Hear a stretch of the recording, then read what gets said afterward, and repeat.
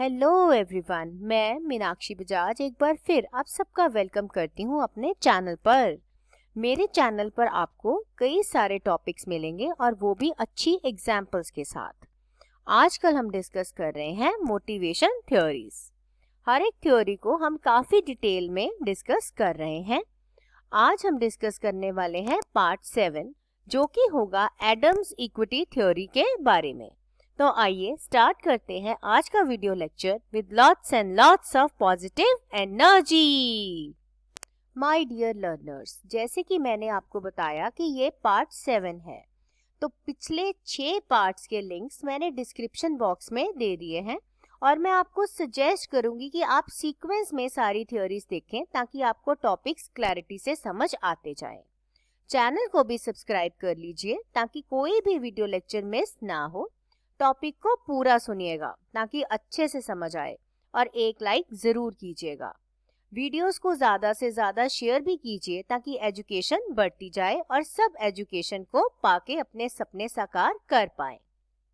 तो आइए स्टार्ट करते हैं आज की थ्योरी को सीखना। इस थ्योरी को देने वाले थे American psychologist John Stacey Adams. उन्होंने 1963 में इस थ्योरी को डेवलप किया। इस थ्योरी का मेन बात ये थी कि इसमें बात की गई बैलेंस की, यानी तालमेल बिठाने की। जब एक एम्प्लॉय कुछ एफर्ट्स करता है अपनी कंपनी के लिए, यानी कंपनी में अपना योगदान देता है, उसे बोला गया है इनपुट। इसका बैलेंस जो है वो बनाना है आउटपुट के साथ, यानी अपने एफर्ट्स डालने के बाद जो वो सोचता है कि मुझे रिटर्न मिलनी चाहिए, इन दोनों के बीच में संतुलन बनाना यानी बैलेंस करना, यही है इस थ्योरी का बेस। दो बातें यहाँ पर बहुत जरूरी हैं, तभी ये थ्योरी आपको समझ आएगी। पहली है इनपुट। इनपुट का मतलब होता है कि एक एम्प्लॉय किस किस तरीके से योगदान देता है जॉब की तरफ। सबसे पहले इसमें आ जाती है उसकी पढ़ाई, कि उसने क्या सीखा है, एजुकेशन क्या है उसकी। दूसरा है एफर्ट, कि वो किस हद तक काम करता है अपनी जॉब को अच्छे से करने के लिए। लॉयल्टी, लॉयल्टी का मतलब होता है कि कितनी वफादारी है उसके अंदर। कमिटमेंट, क्या उसने मन से सोच रखा है कि वो कंपनी के लिए काम करेगा। इसके अलावा उसके स्किल्स, कौन कौन सी ट्रेनिंग ली, ये सारे बनते हैं इनपुट्स। उसके बाद बारी आ जाती है आउटपुट की, मतलब जो उसको रिटर्न मिल रहा है इनपुट्स डालने के बाद। सबसे पहला आउटपुट होता है सैलरी यानी तनख्वाह। फिर अच्छा काम करने वाले को कंपनी बोनस भी देती है। ये तो हो गए मॉनेटरी रिवॉर्ड्स। पिछले वीडियो लेक्चर में मैंने आपको इंट्रिंसिक रिवॉर्ड्स के बारे में भी बताया था, वो आप वहां से सुन सकते हैं अगर आपने नहीं देखा तो। जो कि होते हैं चैलेंज, यानी नए नए काम देना जिससे काबिलियत निखर सके। रिकॉग्नाइज करना अच्छे एफर्ट्स को तरह तरह के अवार्ड्स देकर, या अच्छी वर्किंग कंडीशंस देना, लोगों के बीच में अच्छी रिलेशनशिप्स डेवलप करवाना। तो सारी थ्योरी में बात की गई इन दोनों के बीच में संतुलन बनाने की, ताकि जो इनपुट्स हैं वो आउटपुट के बराबर हों। इस थ्योरी को डेवलप करते समय एडम्स ने कुछ एजम्पशंस ली। सबसे मेन एजम्पशन और सिंपल एजम्पशन ये ली कि सब लोग चाहते हैं कि उन्हें फेयरली ट्रीट किया जाए, कोई भेदभाव ना हो। और ये भी बोला गया कि हर एक इंडिविजुअल जो भी कॉन्ट्रीब्यूशंस यानी जो भी इनपुट देता है, बदले में कोई ना कोई रिवॉर्ड जरूर चाहता है, उसके मन में इच्छा होती है रिवॉर्ड पाने की। और अगली एजम्पशन ये थी कि हर एक इंडिविजुअल अपने आप के कंपेयर करता है दूसरे के साथ, जो उसने इनपुट्स डाले और जो आउटपुट्स उसको मिले और जो आउटपुट्स दूसरों को मिले, इस चीज को वो कंपेयर करता है। और जहां पर उसको इनइक्वालिटी लगती है, उसे लगता है कि संतुलन नहीं है, कम या ज्यादा हो गया, तो इस चीज को वो करेक्ट करने की कोशिशें स्टार्ट कर देता है। अगली बात इस थ्योरी में निखर कर ये सामने आई कि जब भी एम्प्लॉइज को लगता है कि उन्हें अच्छे से ट्रीट नहीं किया गया, यानी अनफेयर हुआ, कोई भेदभाव हुआ, अपने आप को वो दूसरों से कंपेयर करते हुए इस भेदभाव को बहुत महसूस करता है और डीमोटिवेशन की तरफ चल पड़ता है। दूसरी बात इसके अंदर ये बोली गई कि जब लोगों को लगता है कि उन्हें बहुत अच्छी तरह ट्रीट किया गया है, यानी इक्वल हुआ है सब कुछ, या एडवांटेज दी गई है किसी तरीके की, तो उन्हें बहुत खुशी होती है और इसके चलते वो मोटिवेटेड हो जाते हैं, उनका मोटिवेशन लेवल अप हो जाता है। अब यहाँ पर एक बात मैंने कई बार बोली कि एक इंडिविजुअल अपने आप को दूसरों से कंपेयर करता है, तो कौन है ये दूसरे? दूसरे का मतलब यहाँ पर ये है कि जब एक इंसान अपने आप को किसी और के साथ कंपेयर कर रहा है जो कि सेम सिचुएशन में खड़ा है।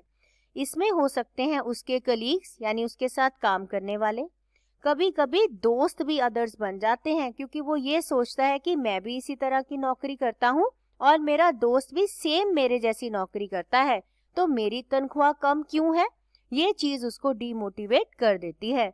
तो अपने दोस्त या अपने नेबर्स, कभी कभी अपने पड़ोसियों के साथ भी अपना कंपैरिजन करके एक इंडिविजुअल जो है वो डीमोटिवेटेड या मोटिवेटेड हो जाता है।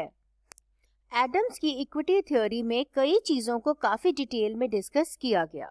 सबसे पहले तो ये बात डिस्कस की गई कि तनख्वाह और कंडीशंस अकेले ऐसे पैरामीटर्स नहीं हैं जो मोटिवेशन को डिटरमिन करते हैं। इसके अलावा बहुत कुछ है जो इंसान के मन के ऊपर इफेक्ट डालता है। और ये भी डिस्कस किया गया और जवाब भी दिया गया कि कभी कभी हमें प्रमोशन नहीं मिला, हमें तनख्वाह नहीं मिली, लेकिन किसी और को मिली, और किसी और को जब प्रमोशन मिला उसका इफेक्ट हमारे ऊपर आता है और हम डीमोटिवेट हो जाते हैं। ऐसा क्यों होता है? इसका जवाब एडम्स की इक्विटी थ्योरी में दिया गया। जब एक इंडिविजुअल अपने आप को दूसरों के साथ कंपेयर करता है और इक्विटी को ढूंढता है, इसके 3 कारण हो सकते हैं, या यूं कहूं कि इसके पीछे 3 आउटकम्स निकल सकते हैं। वो आउटकम्स क्या होंगे, हम इन्हें एक एक करके डिस्कस कर लेते हैं। सबसे पहला आउटकम है इक्विटी। एडम्स ने इनको एक रेशो के रूप में समझाया। इक्विटी का मतलब ये होता है कि जब जो हमें आउटकम मिला अपने इनपुट्स को देते हुए, उसको हम कंपेयर करते हैं कि अच्छा दूसरे को क्या आउटकम मिला जिसने भी मेरे जैसे इनपुट्स ही दिए थे, और ये पाते हैं कि दोनों में बराबरी है, तो ये होती है इक्विटी। इसके बाद दूसरी रेशो डिस्कस करते हैं। दूसरी रेशो भी एक इंडिविजुअल की परसेप्शन के बारे में ही है। परसेप्शन के डिटेल में वीडियो लेक्चर्स मेरे चैनल पर अवेलेबल हैं, आप वहां से सीख सकते हैं। नेगेटिव इनइक्विटी का मतलब ये होता है कि जब एक इंडिविजुअल अपने आउटकम को कंपेयर करता है अपने इनपुट से, यानी रेशो निकालता है, और इसको कंपेयर करता है कि दूसरे को आउटकम क्या मिला उसके इनपुट्स के मामले में, और ये पाता है कि मेरा आउटकम कम है, ये चीज उसको नेगेटिव फीलिंग देती है, और एडम्स ने इसको नाम दिया नेगेटिव इनइक्विटी। तीसरी रेशो है पॉजिटिव इनइक्विटी के बारे में। अब ध्यान से देखिए, यहाँ पर वर्ड क्या आ गया, पॉजिटिव, यानी कोई एडवांटेज मिली है। और जब एक इंडिविजुअल कंपेयर कर रहा है इन दो रेशियोज को, तो साइन देखिए ग्रेटर देन का साइन आया है, यानी पर्सन का आउटकम उसके इनपुट के कंपैरिजन में ज्यादा है दूसरों से, मतलब दूसरों के कंपैरिजन में कोई फायदा दिया गया है, ये चीज उसको पॉजिटिव इनइक्विटी देती है। अब इसको हम एक चार्ट की मदद से समझ लेते हैं। नेगेटिव इनइक्विटी का मतलब हुआ कि अंडर पेमेंट हो रही है, जितनी तनख्वाह हम चाहते हैं उतनी तनख्वाह नहीं दी जा रही। पॉजिटिव इनइक्विटी का मतलब हुआ ज्यादा पैसे मिल गए, उतने एफर्ट्स नहीं किए थे जितने ज्यादा रिवॉर्ड्स दे दिए गए। और ये जो इनइक्विटी है इसका प्रोपोर्शनल रिलेशनशिप है हमारी परसेप्शन के साथ। जितना ज्यादा हम परसीव करेंगे उतनी ही ज्यादा हमें पॉजिटिव या नेगेटिव इनइक्विटी की भावना आती जाएगी। तो माय डियर लर्नर्स, अगर आपको ये थ्योरी समझ आ रही है तो एक लाइक जरूर कीजिएगा और चैनल को भी सब्सक्राइब कर ही लीजिए और शेयर करना मत भूलिएगा। अब इन पॉइंट्स को मैं आपको और अच्छे से एक चार्ट की मदद से समझा देती हूँ। सबसे पहले इंडिविजुअल ने क्या किया, कंपैरिजन। तो या तो उसे बैलेंस लगा कि हाँ भाई सब ठीक है, बराबर है, या उसे इम्बैलेंस लगा, यानी या नेगेटिव आया या इक्विटी या पॉजिटिव। और अगर नेगेटिव इक्विटी आई तो एक ह्यूमन बीइंग में डिससेटिस्फेक्शन की भावना आ जाएगी। जो प्रोडक्टिविटी वो दे रहा है वो धीरे धीरे कम होने लग जाएगी। अगर इक्विटी की भावना आई तो रिजल्ट होगा सेटिस्फेक्शन और एफर्ट्स में कंटिन्यूटी रहेगी, जितना अच्छा काम कर रहे थे वैसे ही करते रहेंगे। और अगर हुआ पॉजिटिव मतलब ज्यादा पैसे दे दिए तो खुश होके इंसान पहले से भी ज्यादा योगदान देगा, यानी इनपुट्स को बढ़ा देगा। एडम्स ने अपनी थ्योरी के अंदर ये बोला कि जब भी रेशो इनइक्वल होगी, यानी या ग्रेटर होगी या लोअर, मतलब या पॉजिटिव या नेगेटिव होगी, तो उसका रिजल्ट आएगा इक्विटी टेंशन। और इस इक्विटी टेंशन को रिड्यूस करने के लिए इंडिविजुअल एक्शन लेना शुरू कर देगा। तो क्या एक्शन लेगा, चलिए देख लेते हैं। इस टेंशन को दूर करने के लिए, यानी फीलिंग ऑफ इनइक्विटी को दूर करने के लिए 6 ऑल्टरनेटिव्स एक ह्यूमन बीइंग यूज कर सकता है। अब इन ऑल्टरनेटिव्स को हम एग्जाम्पल्स की मदद से समझेंगे। सबसे पहला है चेंज इन इनपुट। सबसे पहले ध्यान से देखिए, अगर तो पॉजिटिव इनइक्विटी होगी तो ह्यूमन बीइंग क्या करेगा, ध्यान से पढ़िए। वो कह रहा है वाओ, मेरी कंपनी ने मुझे मिस्टर अजय से ज्यादा पैसे दिए हैं, अब तो मैं नए नए स्किल सीखूंगा, अपनी नॉलेज को बढ़ाऊंगा और अच्छे से काम करता जाऊंगा। दूसरी तरफ जो दूसरा एम्प्लॉय है उसमें नेगेटिव इनइक्विटी आई है और वो क्या बोल रहा है, कहता है हे भगवान, मुझे मिस्टर राहुल के कंपैरिजन में कम पैसे दिए हैं, अब मैंने कोई एफर्ट्स नहीं करने, प्रोडक्टिविटी लो कर देनी है और क्वालिटी ऑफ वर्क बढ़िया हो कि घटिया हो मुझे कोई लेना देना नहीं है। तो ये पहला पॉइंट था जिसमें इनपुट को चेंज कर दिया गया। दूसरा पॉइंट है चेंज आउटकम्स। चलिए देखें ये कैसे होता है। आउटकम का मतलब होता है रिवॉर्ड, और जब एक एम्प्लॉय को लगता है कि उसे सही रिवॉर्ड नहीं मिला तो वो कोशिश करता है इस रेशो को सही करने की। और यहाँ पर एम्प्लॉय क्या कर रहा है, वो अपने बॉस के पास गया है और उसको जाकर रिक्वेस्ट कर रहा है कि सर, मुझे आपने दूसरों के कंपैरिजन में कम पैसे दिए हैं तो प्लीज मेरी सैलरी को बढ़ा दीजिए, या ये भी कह सकता है कि मुझे मेरा पर्सनल ऑफिस तो दे दीजिए। तो इस तरीके से कोशिशें की जा रही हैं आउटकम को बदलने की। तीसरा पॉइंट है ऑल्टर परसेप्शन ऑफ सेल्फ। चलिए इसे भी एक एग्जाम्पल की मदद से समझ लेते हैं। यहाँ पर लोग अपने बारे में सोच को बदलते हैं। जैसे जिस एम्प्लॉय को ज्यादा पैसे मिले वो कहता है मैं तो बहुत रिस्पॉन्सिबल हूँ, इसीलिए मुझे ज्यादा पैसे मिले हैं, अब मैं और अच्छे से ड्यूटीज करूंगा। और जिसे कम पैसे मिले हैं, देखिए वो क्या सोच रहा है, वो कहता है मेरी जॉब इतनी इम्पोर्टेंट नहीं है कंपनी के लिए, इसी कारण से तो मुझे कम पैसे मिले हैं क्योंकि मैं कुछ खास करता ही नहीं हूँ। अब ध्यान से समझिए, यहाँ पर लोगों ने अपने बारे में एक धारणा बना ली है।